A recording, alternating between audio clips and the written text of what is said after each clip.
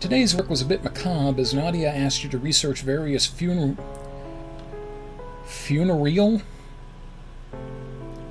I don't remember that spelling.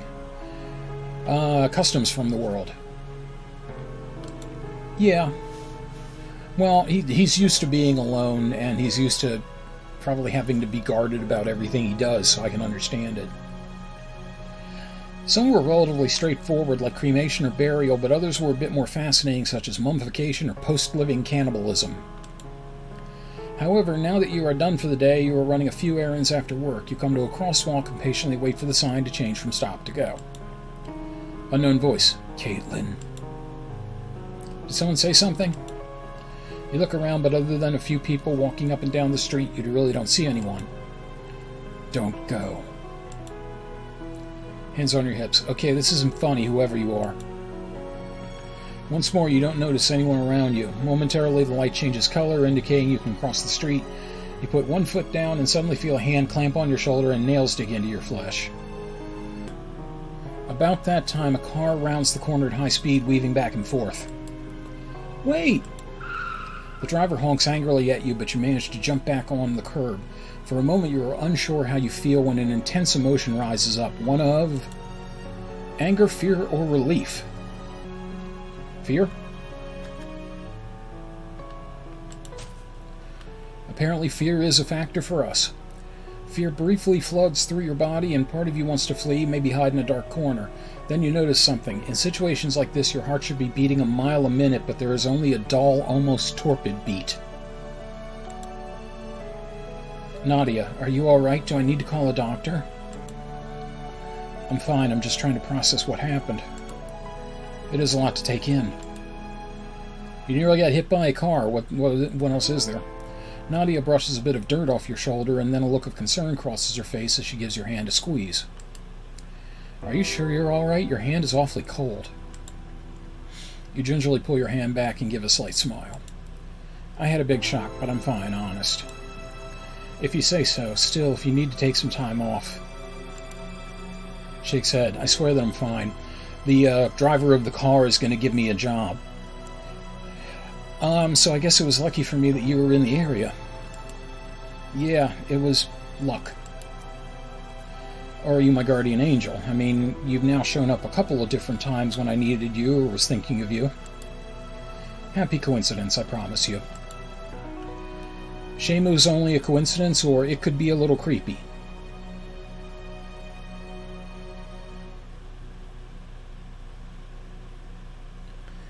Well, the flip side I've always heard about having a guardian angel is that the devil looks out for his own. Little creepy. It can be a little creepy. I mean, coincidence only goes so far. What makes you say that? Maybe you put a bug on me. You give me more credit than you should. No, it was just luck. No, I was actually in the area thinking of running a ghost tour too when my next book comes out. A ghost tour? For some reason, I'm now thinking of the undead going sightseeing. Laughs. That would be a more appropriate definition now that you mention it. No, these are simple tours of areas with supposed paranormal activity. I'm just stalking behind Victor in order to get all my ideas. So there are a lot of cemetery visits? Pretty much a staple. Of course, haunted houses are also a mainstay, especially if they are a bed and breakfast. I guess I shouldn't be surprised that it is a selling point. It didn't used to be, but thanks to all the recent shows, it's rekindled interest in a lot of people. Somehow, while I can believe those people wish to see something, I doubt they see much. Nods. Very true, but in a way it is a safe thrill for them. and the Addams family in the suburbs. Yeah. It gives them a chance to walk on the dark side, but in a controlled environment. You know, like a Cure concert. Grins. You make it sound like a roller coaster. Maybe an emotional one. There was something else to consider. What is that? Our world is inundated with facts and hard science, but I think people in general like to have a little mystery. I agree, I disagree, a balance is best.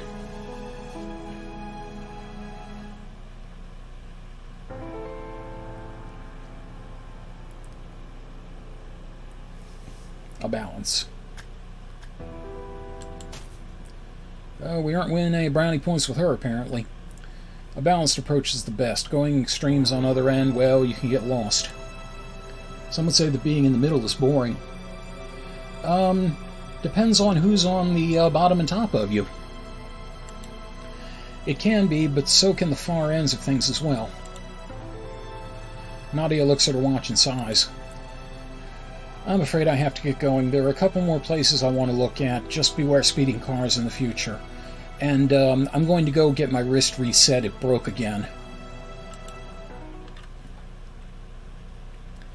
While checking out some reference books, Nadia advised you to ignore any screams you might hear when pressed. She said there was something wrong with the ventilation system, and at times it could sound like people crying out in anguish. That happened last time, I think. You awaken in the dark as you feel the urge to switch positions. Suddenly, I'm Republican.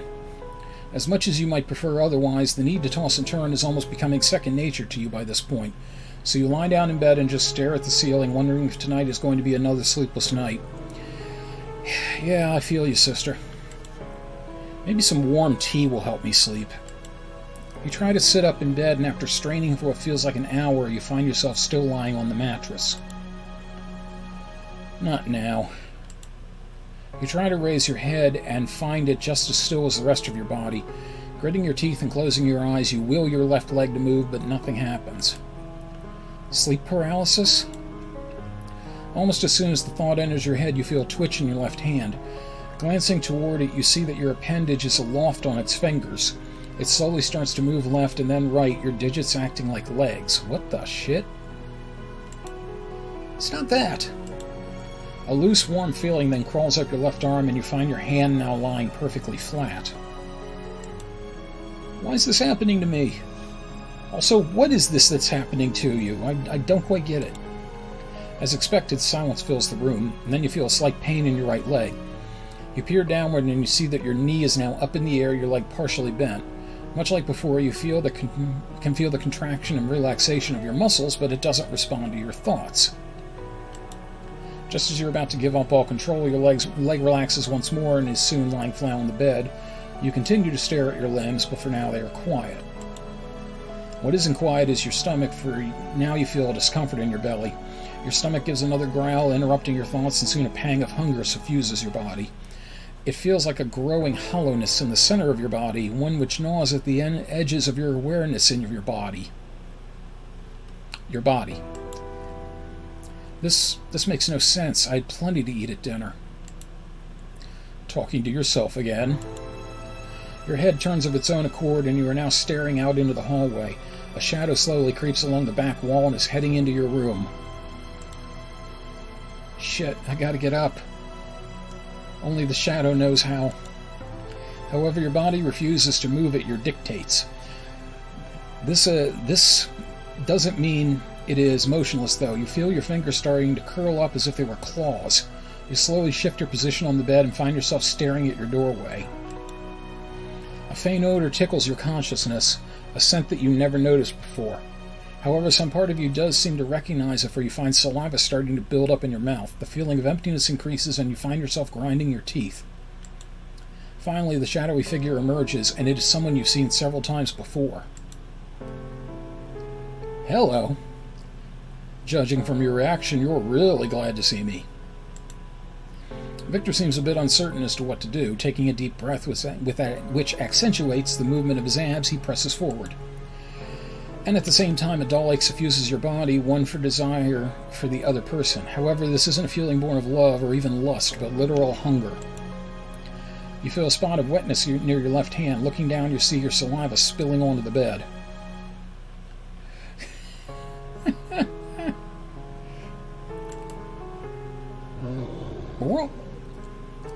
Then, with a guttural growl, you find yourself leaping from the bed, eyes fixated on the now horrified look on the other's face.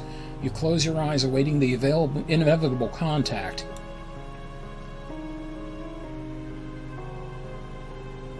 Bruh! Your eyes snap open as you hit the floor with a thud. Taking a moment to judge your surroundings, you see that it is morning and your bed is torn apart yet again. Feeling a great sense of dread, you peer over the other side of the bed. To your great relief, the rest of the room appears completely normal. Then I accidentally drip ink like a Jackson Pollock painting. With a sigh, you stand when you feel another gurgle of hunger in your stomach. However, you would swear it is from the fact you can smell fresh breakfast from downstairs and nothing else. Hopefully you dress. It is with a deep sigh that you breathe in the fresh air. You spent the better part of an hour trying to clean the girls' locker room, and the scent of disinfectants clings to you. For the moment you feel swirl in your stomach, which you find surprising. You spent time in various chemistry labs and grew used to the smell of sulfur and other chemicals with no ill effect. So you find yourself walking around the outdoors basketball court. Off at the back, you see Tyrone, a ball under one arm. He is talking to a small group of men and women. Hearing your footsteps, he turns around and sees you, a smile growing on his face. There is a small groan of despair as he leaves the group and makes his way to you. "Oh, come, Beefcake, come back." Caitlin, what's up?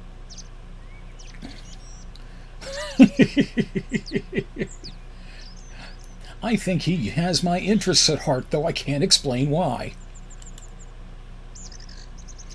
Then he stops about 5 feet away from you. His mouth frowns, and his arm clutches his stomach. See, this is the thing that always bothers me with a lot of like visual novels and text adventure stuff. If one of the few things you have in bulk is text, go the extra mile to make sure you get it right. Because little things like that, like, it's not as bad as, something that was an obvious translation versus a localization of a Japanese game. And this is clearly someone who understands the English language as either a native or learned it as a second language and is still pretty good at it. I admit I'm an English major, and sometimes things like that slip by, but then again, I'm also OCD about the things I write and a lot of other things, and I tend to quadruple check, so yeah, that just stands out, and it just, as you can tell, stops me dead in my tracks. Anyway, his arm clutches his stomach, he gives a couple of heaves, and then vomits on the ground. Brrr. Tyrone, are you alright? Do I need to take you to the clinic? Tyrone waves you off and wipes his mouth clean on the ground. No, I'm fine. My nose can be a little sensitive, and let's just say that I wasn't expecting your perfume. Perfume? What?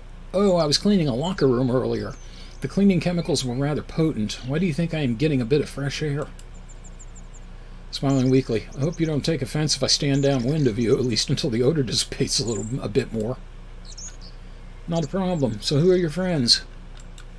You point to where Tyrone had been and notice a person or two lingering behind. Runs his hand through his hair. Basketball fans, if you must know. Are they much of a problem? Yeah, you know those basketball groupies. Most of the time, no, but it can get aggravating after a while. Then why do you do it? Shrugs. My mom would say you can't start building your brand too early, especially if you're good enough to go pro. Going pro, huh? Do you have dreams of going pro? No, I think I'm going to work at a McDonald's the rest of my life. This is just a sideline thing. I'm doing basketball as my summer job. I've thought about it. I know I'm good enough, but it doesn't hurt to get more playtime in as long as I don't injure myself. At least as long. Oh, you're having second thoughts about this? What would you be doing otherwise? Would it surprise you that I am studying business? Most athletes I know are usually studying something like communication or sports science. Nods. Sports science? Really? Okay, that's a real thing? Okay. Well, I personally find business much more fascinating. As my dad told me, as expensive as college is, if you go, then find something which you might use. Like basketball. There's something to be said for doing something you love as well. I mean, if you hate it, then you're going to be miserable for a good part of your life. Agreed. I just don't know what I want to do. Well, you still have time. And you, what would you do? Would you go pro afterward? Yes or no? Yeah, I think it's pretty obvious what he wants to hear. Athlete alignment, +1. It depends. I would probably say going pro. I mean, what is the main reason you play basketball? The chicks. Because I find it fun. If you go pro, then at least you can still play. I realize it is a lot more competitive, but if you're certain of your skills, I am, then that is what I would recommend. By this moment, the last of the smell has vanished, and Tyrone is standing right next to you. He grips his basketball a bit tighter. Does he now? And he acts like he wants to say something, but doesn't know what to say. Cat got your tongue? Bird? Who? Tyrone's eyebrows rise in surprise, and for a moment you think a bit of fear crossed his face. Then he chuckles, though there is a subtle hollowness to it. No, I was just wondering if you wanted to go out for an ice cream sometime. Oh, I wasn't sure if you'd be up for something like that. Shrugs. I already said I like being around you. It helps that Nick likes you too. He's a good judge of character. So, what is your favorite flavor? Pistachio. Really, I pegged you as more as a strawberry fan, you know, since you admitted to liking the color red. He's not Marceline the Vampire Queen. Not in everything, especially ice cream. And you? Do we like cherry, Rocky Road, or chocolate? Odd thing to get a choice about. I love Rocky Road, so won't you go and buy half a gallon, baby? Rocky Road, for sure. Huh, I wouldn't have paid you for that. I find some of those flavors a little busy, as it were. My big problem with Rocky Road, like, I do like having the marshmallows in it, but I forget what else it is that's in there as, like, the hard chunks of chocolate. I get kind of disoriented when I suddenly have soft ice cream and then something hard in the ice cream. Like, the hardest thing I ever want to have in ice cream is, like, a chocolate chip. And peanut butter and ice cream is okay too. I do like that. Almonds, no.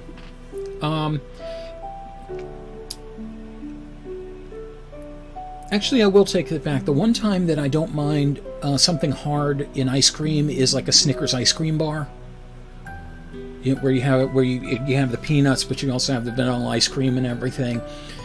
In there, it works. Because I think you're going into it expecting it to be just what it is, a frozen Snickers, you know, or a Snickers made of ice cream, I should say. Frozen Snickers are great too. Yeah, not into almonds. I'm not into almonds in general either. So I'll eat them if they're there, but I don't go out of my way for them. Honey roasted peanuts are definitely my favorite nut, though. Close second are cashews. Anyway. Hey, at least I didn't say bubblegum. I have had bubblegum ice cream before, and it is awkward to eat because I got it from Baskin-Robbins.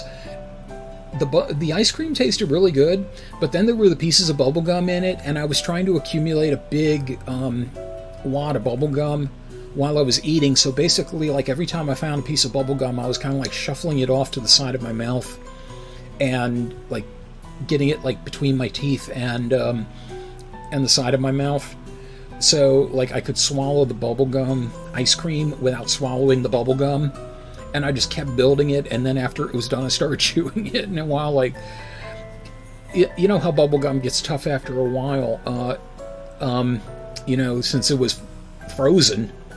Yeah, it got tough pretty quick, as I remember. I'm still managed to blow a bubble or two out of it before I had to get rid of it. Baskin-Robbins, yeah, Baskin-Robbins did. I don't know if they still do, but at one point, yes, they did. Now I want to go to a Baskin-Robbins. There's actually one near me that's open, that's comboed with a Dunkin' Donuts, and they're open 24 hours, but, yeah, diseases. Anyway, listen, I still have a few other things to do, so I will take you up on the ice cream later, okay? I can't say I'm not a little disappointed. Well, I will see you later. She likes Rocky Road, deal breaker. Not a fan of Weird Al parodies. As you were taking trash out to the dumpster, you felt a chill run down your spine as the silo caved in for serious blowing gashes resembling claw marks at the top. Yeah, again. Okay, now we get to our favorite job of the week. You sigh with relief as you made it through another shift of work. Most of the time you noticed Ashley glancing your way. A couple times she acted like she wanted to say something, but then thought better of it. Is everything alright, Ashley? You've been acting weird all day. I guess I've been obvious about it, haven't I? Let's just say that in a hypothetical situation, if I needed help burying a body, you'd be the last person I'd ask. Huh? Huh? I'm guessing because she can't keep a poker face. Okay, so apparently the first person you'd ask to help bury a body is Lady Gaga. And I'm guessing the second person would be Kenny Rogers, so unfortunately, we're back to Lady Gaga. Pouts, I'll have you know that I probably couldn't find anyone better at digging a man-sized hole. Why? Eh? Ashley stops talking as you raise a single eyebrow at this strange admission. Never mind. No, keep going. Why do you know how fast you can dig a man-sized hole? Well, you see, if Asian doesn't become you, either you've buried a few bodies in the woods.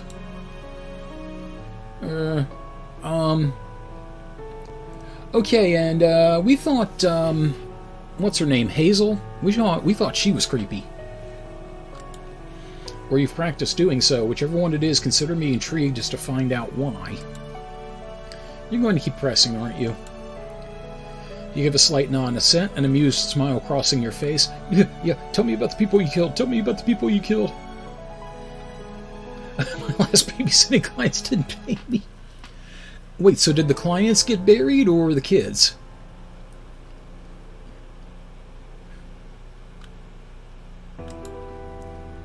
Fine, you can say it is practice of a sort, and before you ask, I won't tell you why.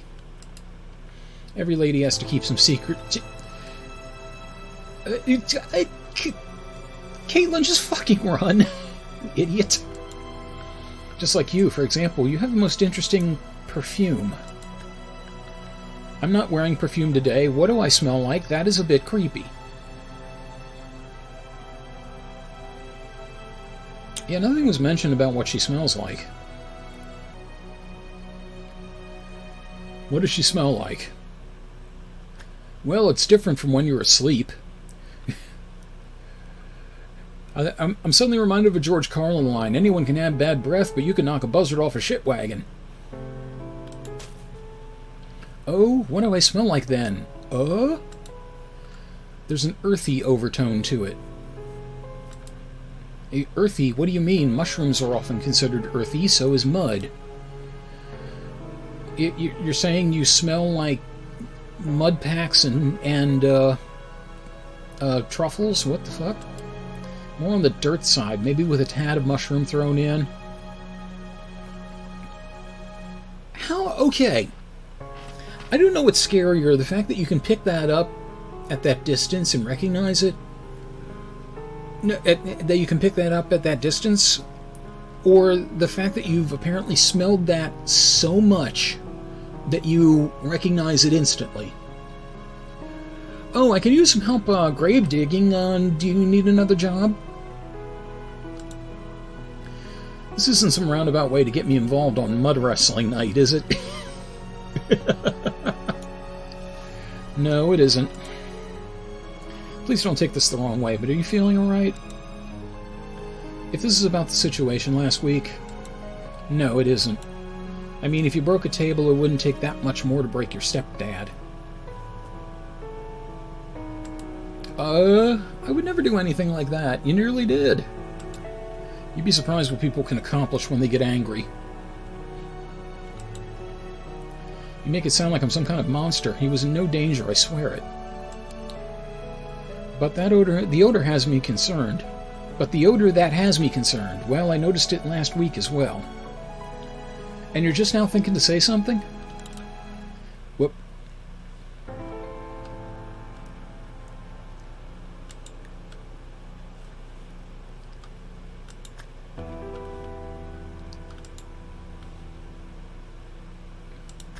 Okay, I accidentally skipped over something.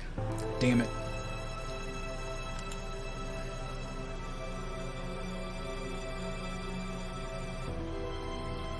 Ah, shit. Okay. So she said something, and Caitlin said, and just what is that? Have you ever heard how some animals can smell sickness in other people? Go away. Yeah, so you're saying you're part bloodhound, so you think something's wrong with me? At least you didn't call me a bitch. Anyway, that is what my nose is telling me. I mean, you've been a little irritable lately. Okay, if I had to pick a supernatural creature that she was, up until now I would have said succubus, but that's suddenly making me think werewolf. So, look, I'm feeling fine, maybe a little tired, but can you honestly say that you don't have days like that? No, I can't. Besides, if I had a cold, wouldn't everyone else at work have it?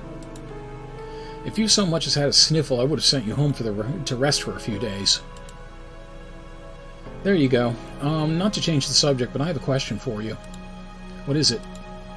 Between last week and now, it's been pretty obvious that you've been keeping a close eye on me. I realize that I may be a new girl and I could be misreading the situation, but do you have feelings for me? Would it be a bad thing if I did? Only if I can't get a direct answer. Depends if it is followed by a kiss. Should have just asked me out. Are you going to bury me alive? Only if I can't get a direct answer. Alright. Only if you didn't give someone a direct answer. I mean, we can dance around the issue asking questions all we want. Size, fine, the answer is yes. I mean, I know I shouldn't. Just because we work together, that shouldn't be a problem. That's not it.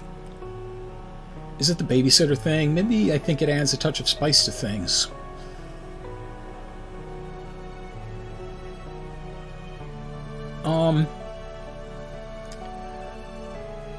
Why did I all of a sudden think about the Babysitter's Club novels?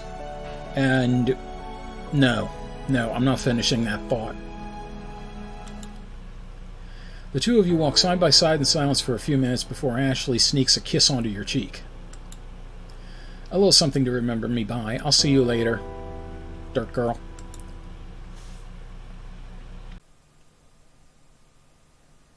This episode's basket barf practice was made possible by Mike Panza, Rick in Baltimore, Diote, Jumpy Cat, Shin Majin, the post-production contributions of Matthew Carr Anderson, and all my double-dribbling lycanthro fans. Thank you very much for your continued support. Until we game again.